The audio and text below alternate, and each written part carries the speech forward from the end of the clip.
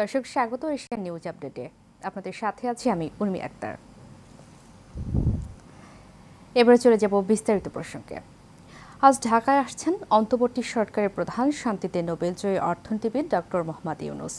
গতকাল ফ্রান্সের প্যারিস বিমানবন্দর থেকে রওনা দেন তিনি। দুপুর 2:20 তাকে বহনকারী বিমানটি হযরত শাহজালাল বিমানবন্দরে অবতরণের কথা রয়েছে। এদিকে ডক্টর ইউনুসকে অন্তর্বর্তীকালীন সরকারের প্রধান উপদেষ্টা করার সিদ্ধান্ত নেওয়া হয়েছে। এই সরকারের সদস্য সংখ্যা 15 জন হতে পারে। রাত 8টায় অন্তর্বর্তীকালীন সরকার শপথ নেবে বলে জানিয়েছেন সেনাপ্রধান জেনারেল ওয়াকারুজ্জামান। তবে উপদেষ্টা হিসেবে আরও কারা থাকছেন তা এখনও জানা যায়নি। এর আগে বুধবার শ্রম আইন লঙ্ঘনের মামলায় ডক্টর ইউনুসের 6 মাসের সাজা বাতিল করে তাকে খালাস দেন শ্রম আপিল ট্রাইব্যুনাল। বাংলাদেশ সেনাবাহিনীর প্রধান জেনারেল ওয়াকারুজ্জামান বলেছেন, অন্তর্বর্তীকালীন সরকারের শপথ রাত 8টায় অনুষ্ঠিত হবে। গতকাল বিকেলে সেনা সদর দফতরে এক সংবাদ সম্মেলনে তিনি এসব কথা বলেন। সেনাপ্রধান বলেন, নোবেল জয়ী অর্থনীতিবিদ ডক্টর মোহাম্মদ ইউনুসের সঙ্গে কথা হয়েছে। ডক্টর ইউনুস আজ দেশে আসবেন, তাকে বিমানবন্দরে রিসিভ করা হবে।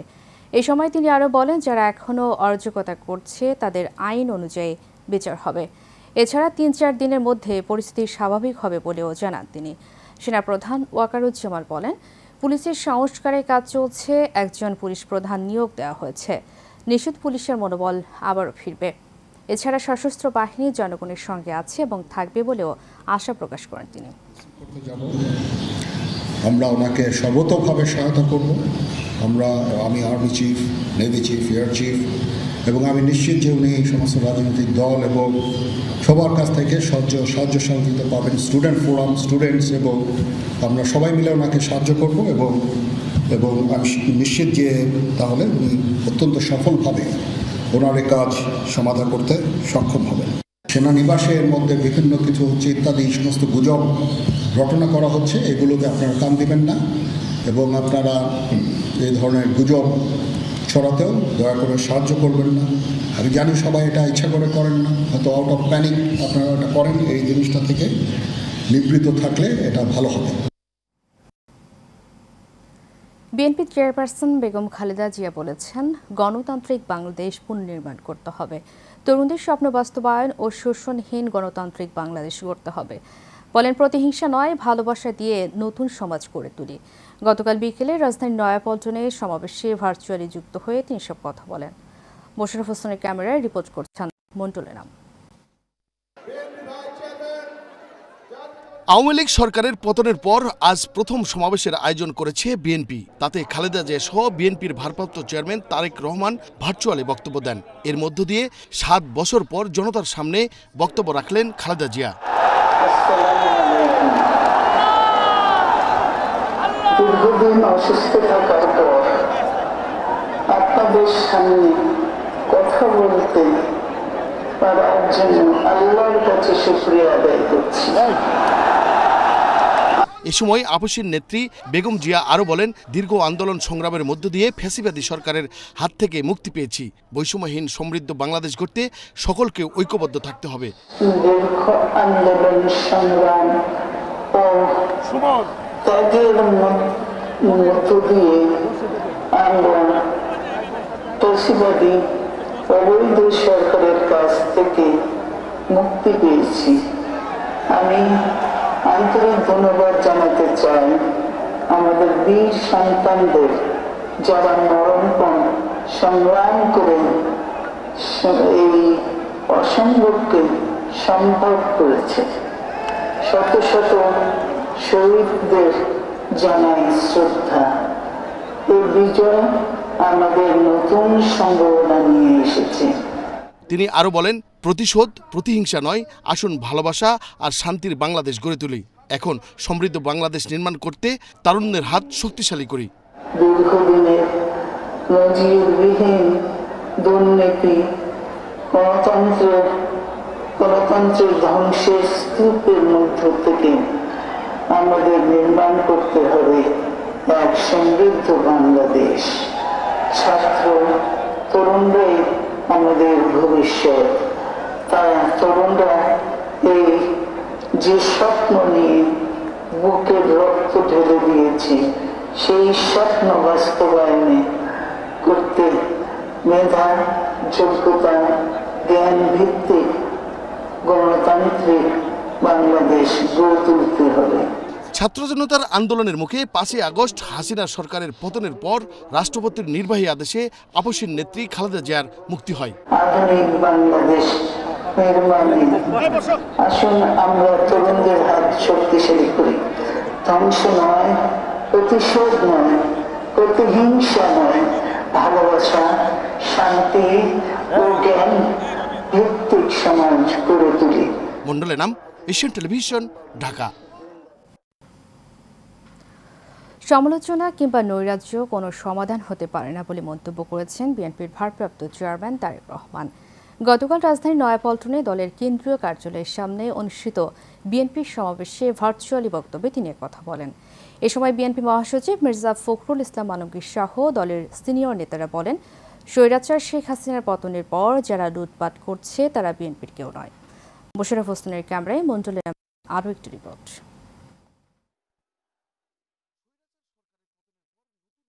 গড়তে দুপুর 2টায় নয়াপল্টনে দলের কেন্দ্রীয় কার্যালয়ের সামনে প্রথম এই সমাবেশের আয়োজন করে বিএনপি।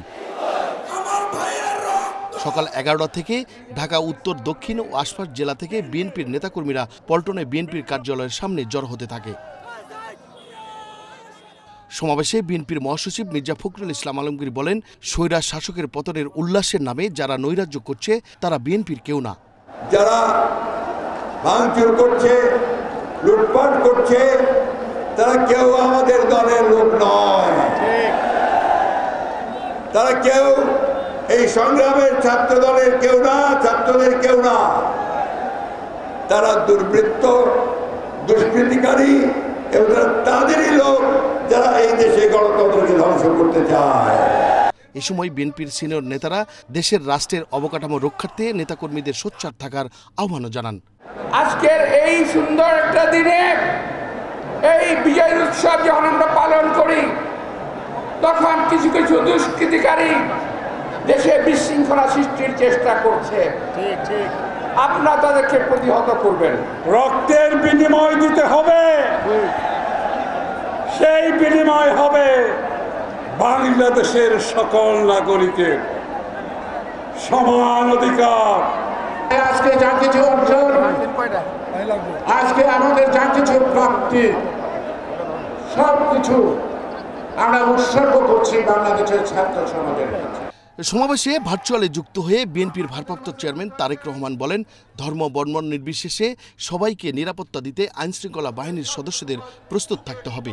সারা দেশে বিএনপির সর্বস্তরের নেতাকর্মীর প্রতি আহ্বান রেখে বলতে চাই, আপনারা যিনি যেখানে বসবাস করেন সেখানে আপনার বন্ধু কিংবা পাড়া প্রতিবেশী, তিনি মুসলমান, বৌদ্ধ, হিন্দু, খ্রিস্টান, ধর্মীয় পরিচয় যাই হোক না কেন, বিশ্বাস যাই হোক না কেন, তার নিরাপত্তায় আপনি ঢাল হিসাবে দাঁড়িয়ে দৃষ্টান্ত স্থাপন করুন।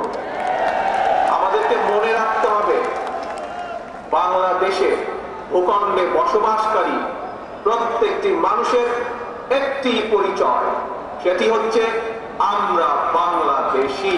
তারেক রহমান আরও বলেন, দীর্ঘ 1.5 দশকের আওয়ামী স্বৈর শাসনের অবসানের পর দেশের প্রতিটি সেক্টরে নতুন করে ঢেলে সাজাতে বিএনপির নেতাকর্মী সহ দেশবাসীর প্রতি অনুরোধ জানান তিনি। 12.5 কোটি ভোটারের অধিকার কেড়ে নিয়েছিল স্বৈরাচার। গত 15-16 বছর ধরে জনগণের উপরে স্বৈরা শাসন চাপিয়ে দিয়েছিল। স্বৈরাচার গণহত্যাকারী হাসিনার পতনের মধ্য দিয়ে হাজারো শহীদের রক্ত রঞ্জিত বিপ্লবের প্রথম ধাপ সফল হয়েছে মাত্র।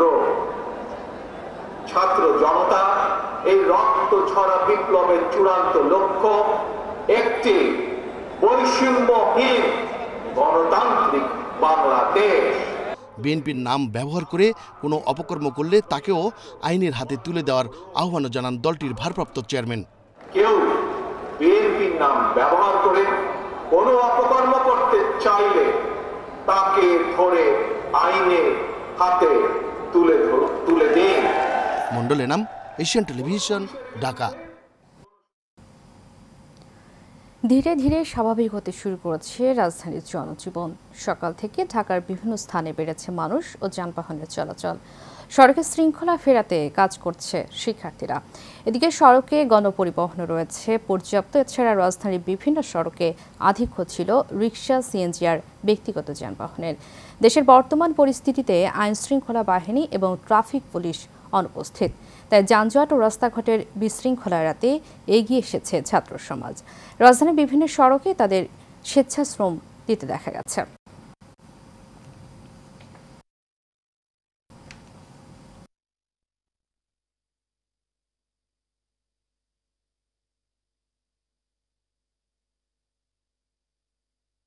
পুলিশ যতদিন না আসবে বা সরকার ঠিক না হবে ততদিন আমরা ইনশাআল্লাহ এখানে ডিউটি করে যাব, কাজ করে যাব। যদি জনসাধারণের কোনো অসুবিধা না হয় এই জন্য আমাদের ট্রাফিকের কাজ চলে যাচ্ছে। প্রত্যেক ইউনিটে কমপক্ষে 30 থেকে 35 জন আমাদের স্টুডেন্ট আছে। আমরা যদি নাগরিক হিসেবে ঠিক হই তাহলে আমাদের সিস্টেমটা ঠিক না ভুল এটা প্রশ্ন আসে না। প্রশ্নবিদ্ধ হচ্ছে আমাদের কার্যকলাপ। শৃঙ্খলা তো মানতে হবে, এটা ওনাদের যেমন দেয় সেটা আমাদের সবারই এটা অবশ্যই মানা উচিত। এদিকে সড়কের এমন ব্যবস্থাপনায় খুশি রাস্তায় চলাচলকারীরাও। এদের কাছে এটা আমি মনে মনে আকাঙ্ক্ষা করতাম এবং এটা বাস্তবে করছে, খুবই খুশি। সার্জেন্ট ট্রাফিক তো অনেকভাবে অনেক হয়রানি করে, বিরক্ত করে, সেই দিক থেকে তো কেউ বিরক্ত করতেছে না। দর্শক, গতরাতে এশিয়ান টেলিভিশনের স্টুডিওতে এসেছিলেন বৈষম্য বিরোধী ছাত্র আন্দোলনের অন্যতম সমন্বয়ক আকরাম হোসেন ওরফে আদনান আবির। চলুন দেখে নেই কি বলছেন তিনি ছাত্র জনতার মহাবিজয় সম্পর্কে। দর্শক, 2024 সালের যে বিজয়ের আলোতে আপনারা আলোকিত হয়েছেন, সেই বিজয়ের একজন কারিগর, ছাত্র সমাজের গর্ব অহংকার, বৈষম্য বিরোধী ছাত্র আন্দোলনের অন্যতম সমন্বয়ক, ঢাকা বিশ্ববিদ্যালয়ের শিক্ষার্থী আকরাম হোসেন। যদিও আন্দোলন চলাকালীন যার নাম ছিল আদনান আবির, সেই ছদ্মনামে তাকে আমরা স্টুডিওতে পেয়েছি। আজকে তিনি আমাদের সাথে আমরা কথা বলবো। আপনাকে স্বাগত হে জাতীয় বীর সন্তান। বলতে কোনো দ্বিধা নেই, আপনারা আছেন বলেই আজকে বাংলাদেশ একটি নতুন সূচনা করেছে। প্রথমেই জানতে চাইব যে এই যে বিজয়ের অনুভূতি, এই অনুভূতিটা কিভাবে প্রকাশ করবেন? আসলে বিজয়ের অনুভূতি কখনো ভাষায় প্রকাশ করা যায় না। তবে মনে হয় 1971 সালে মুক্তিযুদ্ধের পর মুক্তিযোদ্ধারা যে স্বাদ পেয়েছিল যুদ্ধের পরে পাকিস্তান হানাদারকে এই দেশ থেকে বিতাড়িত করে, আমরা মনে করি বা আমি মনে করি স্বৈরাচারকে পতন করে আমরা এই স্বাদটা পেয়েছি, যা আর দ্বিতীয়বার কখনো পাওয়া হবে কিনা বা সম্ভাবনা। এবং এই স্বাদ শুধু আপনারা পেয়েছেন, যেমনটি আছে বাংলাদেশে আমার মনে হয় প্রত্যেকটি জনগণ, বিশেষ করে ছাত্র সমাজ এবং সাধারণ জনগণ যারা আছেন, তারাও কিন্তু আসলে খুব ভালো একটি অনুভূতি নিয়েই এখনও বেঁচে আছেন।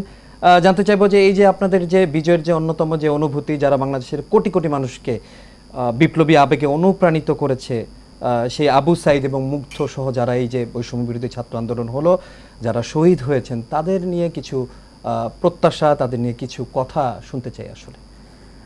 আসলে আবু সাইদ ভাই, ওনাকে নিয়ে আমি আমার আদনান আবির ছদ্মনামে ফেসবুক গ্রুপে একটা পোস্ট দিয়েছিলাম। সেটা হচ্ছে যখন আমরা সংঘাত শুরু হয়, সংঘাতের পরে পরিস্থিতি উত্তাল, তখন একটা পোস্ট দিয়েছিলাম যদি এমন অবস্থায় আমি যদি শহীদ হই, তাহলে আমার লাশটা যেন রাজপথে ফেলে রাখা হয়।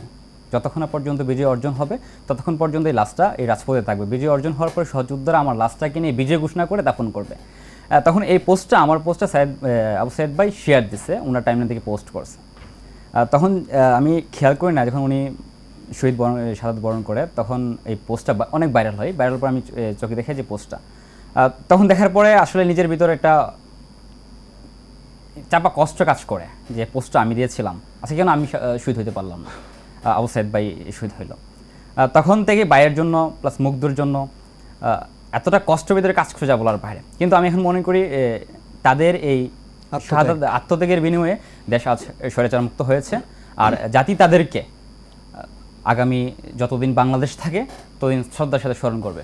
অবশ্যই তাদেরকে মনে রাখতে হবে, আসলে তাদের আত্মত্যাগের বিনিময়েই এই স্বাধীনতা এসছে। এবং পাশাপাশি দেশের গণ্ডি পেরিয়ে যারা রেমিটেন্স যোদ্ধা, তারা কিন্তু আপনাদের এই যে যুদ্ধ চলাকালীন যে আন্দোলন ছিল, সেই ব্লকেটের যেই অবদান, তাদের জন্য কিছু বার্তা নিশ্চয়ই আপনাদের কাছে আছে। অবশ্যই আমরা যে জিনিসটা প্রথমেই দেখতাম যে তারা যখন প্রবাসে যাইতো বা আসতো এয়ারপোর্টে তাদের সাথে যে একটা হয়রানি করা হইতো, আমরা সরকার তো অবশ্যই করবে, শিক্ষার্থীদের কাছ থেকে চাইবো তাদের যেন এই এয়ারপোর্টে বিমানবন্দর যে হয়রানিটা সেটা আর কখনো না করা হয়। আর তাদের জন্য, তাদের সম্মানার্থে আমরা তাদের জন্য আলাদা কিছু একটা করা যায় কিনা সেটা আমরা সরকারের প্রতি অনুরোধ করবো। ছাত্র সমাজ সবসময় এটা সজাগ দৃষ্টি রাখবো তাদের জন্য। এবং এখন একটা জিনিস জানতে চাই, এখন যেহেতু দেশ স্বাধীন হয়ে গেছে বলতে কোনো দ্বিধা নেই, এই যে আপনি বিজয় ৭১ হলের শিক্ষার্থী ছিলেন এবং আমরা যতটুকু জানি এই বিজয় ৭১ থেকেই কিন্তু সুতিকা ঘর যেটাকে বলা হয় আন্দোলনের যে সূত্রপাতটা হয়েছিল, যখন ছিলেন মানে কিভাবে কেটেছিল দিনগুলো যখন আন্দোলন শুরু করলেন এবং যখন আপনাদের ওপর চাপ আসলো তখন মোকাবেলার যে সাহসটা এবং যে শক্তিটা আপনারা কিভাবে আসলে ম্যানেজ করতেন? আচ্ছা, আন্দোলন সূতিকার বিজয় ৭১ হল এটা হচ্ছে সংঘাতের সূতিকা, সংঘাতটা হ্যাঁ ওইখান থেকে বিজয় ৭১ হল থেকে শুরু হয়েছে। আর আন্দোলনটা মূলত হচ্ছে আমাদের মূল কেন্দ্র ছিল আমাদের সেন্ট্রাল লাইব্রেরি, ওইখান থেকে আন্দোলন হচ্ছে প্রথম ৫ জুন যখন হচ্ছে হাইকোর্ট এইটা রায়টাকে অবৈধ ঘোষণা করে বেলা ৩টার দিকে মনে হয় আমরা লাইব্রেরিতে পড়ছিলাম, আমি, আমার বন্ধু রানা আর আমার ছোটো ভাই দেলোয়ার। তখন হচ্ছে পড়ার মাঝখানে হঠাৎ করে ফোনটা হাতে নিলাম, নেওয়ার পরে হচ্ছে এই পোস্টটা বা এই নিউজটা হচ্ছে খুব সামনে আসতেছে। এই পোস্টটা দেখার পরে মনে হচ্ছে যে মাথায় আকাশ ভেঙে পড়ছে, যে এখন কী করবো, পড়াশোনা করে এত কোটার মধ্যে চাকরি পাওয়া সম্ভব না। তখন খুব খারাপ লাগতেছে, খারাপ লাগা একটু পরে হচ্ছে আমরা লাইব্রেরি থেকে বেরিয়ে যাই, আর পড়বো না, এই নিজের ভিতরে একটা অসুস্থ এসে অবস্থা, পড়বো না। তখন ছোটো ভাই হাসি বা রিফাত ফেসবুকে একটা পোস্ট দিছে যে এটার প্রতিক্রিয়ায় যে আমরা এই রায়কে মানি না, যে অবৈধ ঘোষণা করছে, আমাদের আজ আবার 18 সালে যে পরিপত্র সেটা পুনর্বহাল করতে হবে, এইটার দাবিতে আমরা একটা তাৎক্ষণিক প্রতিক্রিয়া মিছিল করবো রাত 7টার দিকে।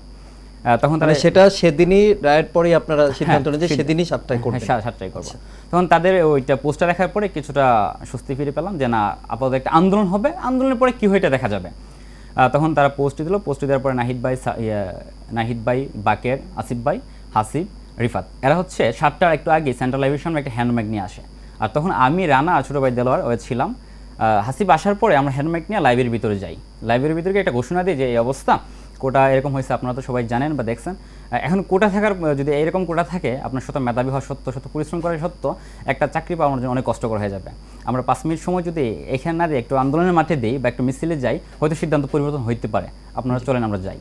তখনই হচ্ছে তারা আসা শুরু করে। এবং আমি একটু জানতে চাই, প্রথমে যখন আপনারা এই বিষয়টি বললেন তাদেরকে জানানে আরও যারা সাধারণ শিক্ষার্থী ছিল, তারা কি মানে প্রথমে যেতে রাজি হয়েছিল না কোনো ধরনের ভয় ভীতি বা তাদের মধ্যে কাজ করে না, স্বতঃস্ফূর্তভাবে আপনার সাথে সবাই প্রথমে আসছে, যারা লাইব্রেরিতে ছিল অধিকাংশই আসছে, আইসা মিছিলে অংশ নিয়েছে। মিছিলে 7 তারিখ মিছিল আমরা 7টা বাজে, সন্ধ্যা 7টা বাজে প্রতিক্রিয়া মিছিল করলাম। এরপরের দিন হলো আস্তে আস্তে আমরা প্রায় 4-5 দিন যখন করলাম, করার এক পর্যায়ে হচ্ছে আমরা অ্যাটর্নি জেনারেল বরাবর আমরা স্মারকলিপি প্রদান করলাম। তো স্মারকলিপি প্রদান করে আমরা একটা আলটিমেটাম দিলাম যে 30 জুনের ভিতরে যদি সরকার তার এই সিদ্ধান্ত পরিবর্তন না করে বা হাইকোর্ট তার সিদ্ধান্ত পরিবর্তন না করে, তাহলে হচ্ছে আমরা অন্যতম কর্মসূচি ডাক দিব। এই রাইতে আমরা চলে যাই ঈদ আইসাপর বাড়িতে এসে পরে। তখন আমাদের মধ্যে একটা কাজ করতো যে ঈদ সামনে, রাজপথে কেউ নাই, আন্দোলন হচ্ছে অনেকটা নীরব হয়ে যাবে, হয়তো আন্দোলন হবে না, এই বইতে আমাদের মধ্যে কাজ করছে। তারপর আমরা আন্দোলনে যাওয়ার আগে একটা কমিটি গঠন করে গিয়েছিলাম সারা বাংলাদেশে সমন্বয় করার জন্য। একটা টিম ছিল ঢাকা বিভাগের ভিতরে যত প্রতিষ্ঠান আছে তাদেরকে সমন্বয় করার জন্য, তারপরে যে ঢাকার বাইরে যারা আছে তাই সমন্বয় করে আমরা হচ্ছে ওই সময়টাতে সবার সাথে সমন্বয় করি। সমন্বয় করে হচ্ছে আমরা আমাদের ইউনিভার্সিটিতে 1 জুলাই ঢাকা বিশ্ববিদ্যালয় দিবস, তখন হচ্ছে আমরা ওই দিন থেকে আবার শুরু করি। শুরু করতে কিন্তু দুর্ভাগ্যবশত ওই দিন আবার হচ্ছে লাইব্রেরি বন্ধ করে দিই। আমরা যে শক্তিটা, জনশক্তি পাইতাম লাইব্রেরি থেকে, এটা বন্ধ করে দিই। বন্ধ করে দেওয়ার পরে আমরা এটা করতে পারি নাই, আমাদের কিছুটা জনস্রোত কমে যায়। তখন হচ্ছে আমরা একটু হলে আসা শুরু করি আস্তে আস্তে এগুলো করতে মোটামুটি হলে যখন আসি তখন দিন না স্বতঃস্ফূর্ত সবাই যাচ্ছে, আন্দোলন যাচ্ছে। কিন্তু তখন পর্যন্ত কোনো ধরনের চাপ বা ছাত্রলীগের যারা ছিল বা অন্যান্য রাজনৈতিক কোনো দলের পক্ষ থেকে কোনো ধরনের চাপ তো ফিল করে তারা কখনো আমাদের চাপ দেয় না। কিন্তু তাদের যে ফার্স্ট ইয়ার বা সেকেন্ড ইয়ার যে শিক্ষার্থীরা ছিল, তারা ইচ্ছা ছিল যে আমাদের মিছিলে অংশ নেয়, কিন্তু তাদেরকে আটকে রাখা, কিন্তু আমাদের কোনো প্রকার বাধা দেওয়া হয়নি তখন পর্যন্ত। 4 জুলাই একটা রাইড ছিল, আমরা 4 জুলাই হচ্ছে 12টায় বাজে হচ্ছে রাইড দেওয়ার কথা বা হাইকোর্টে ওঠার কথা। তা আমরা 11টা বাজে প্রোগ্রাম দিয়েছি, শাহবাগ অবস্থান কর্মসূচি আমরা দিয়েছি। কিন্তু আমরা 11টা বাজে যাওয়ার আগেই, আমরা সেন্ট্রাল লাইব্রেরিতে সমবেত হওয়ার আগেই শুনি যে রায় অলরেডি হয়ে গেছে এবং আমাদের বিপক্ষে। তখন তো হচ্ছে আরও ক্ষুব্ধ হয়ে যায়, শিক্ষার্থীরা ক্ষুব্ধ হয়ে যায়। তখন এক পর্যায়ে আমরা ওই 11টা বাজে শাহবাগে যাই, হচ্ছে আমরা শাহবাগ অবস্থান নিই, সারাদিন শাহবাগ অবস্থান নিই, 3-4 দিন হচ্ছে আমরা শাহবাগ অবস্থান নিই।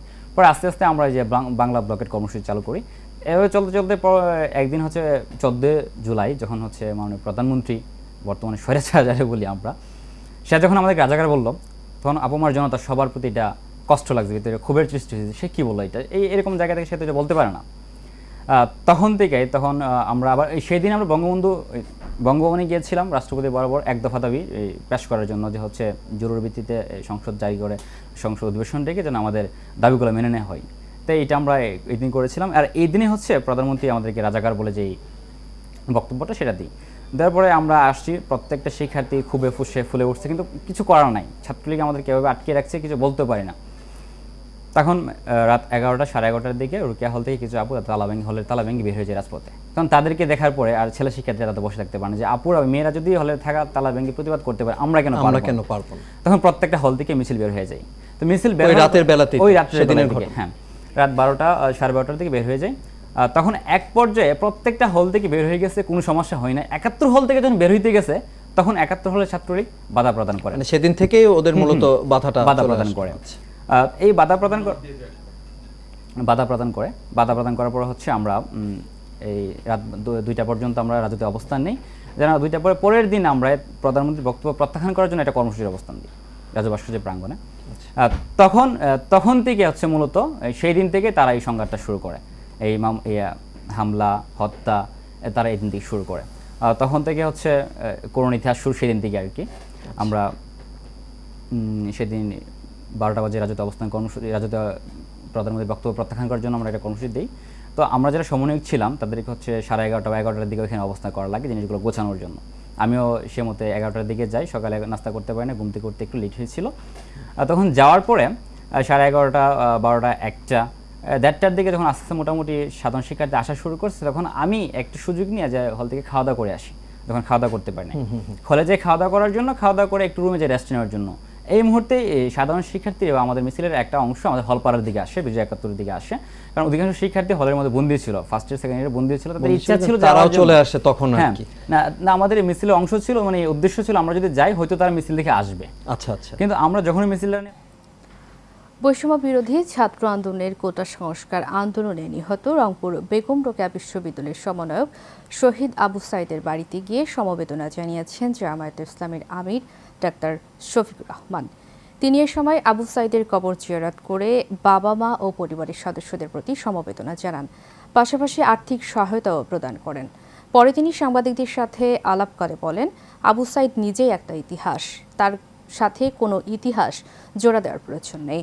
যারা শহীদ হয়েছে তারা প্রত্যেকেই একটা ইতিহাস। আগামী দিনে রাষ্ট্রীয় পর্যায়ে আবার যেন স্বৈরাচারী জুলুমবাজ কোনো সরকার না আসে, সেজন্য যুবকদেরকে সোচ্চার থাকতে হবে বলেও জানান তিনি।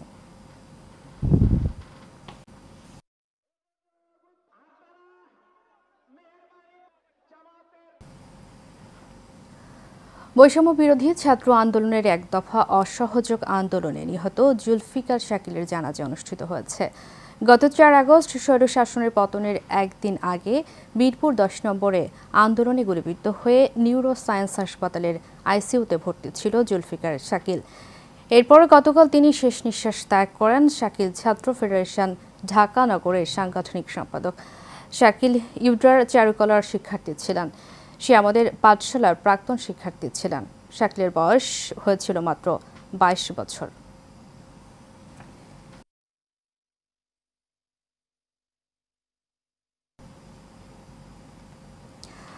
দর্শক, এশিয়া নিউজ আপডেট এ পর্যন্তই। পরবর্তী সংবাদ দেখার আমন্ত্রণ জানিয়ে শেষ করছি। ধন্যবাদ সবাইকে।